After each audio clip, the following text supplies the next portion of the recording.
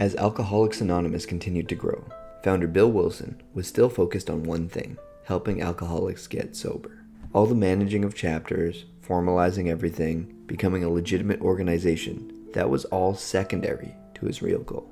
This pursuit of his, although pure in nature, would leave an asterisk beside his legacy. In the future, whenever people whose lives were saved by AA mentioned Bill Wilson, they always added, whatever you think of Bill as a person, before saying that Alcoholics Anonymous saved them and many others.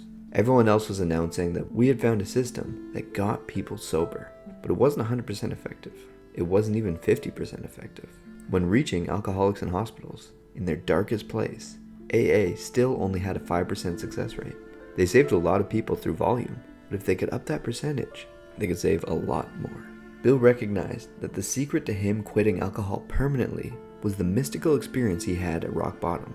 Without this mystical experience, he couldn't have done it, and he knew that. And he saw that the most successful recoveries involved people who had that same mystical experience. The goal then was, how do we induce these mystical experiences in alcoholics? Bill found a shortcut to it in a little known substance known as LSD. Bill was professional about it, of course. He was working with the top scientists in Saskatchewan, which is a little shithole in the middle of Canada, and had been seeing insane promise in the results. When coupling LSD with the 12-step AA program, they saw the success rate rise from 5% to 15%. Think of how many people AA had helped, and then triple that. Not bad for just a couple of drops of liquid under the tongue.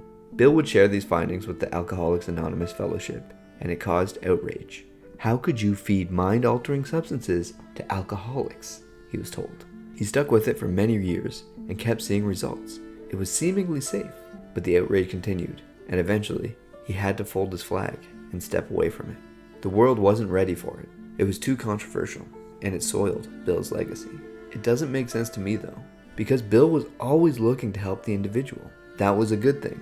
Because of that, he was always on the lookout for ways to improve the program. He found a promising direction with this experimental drug, but due to bad publicity, he couldn't pursue it and tarnished his reputation.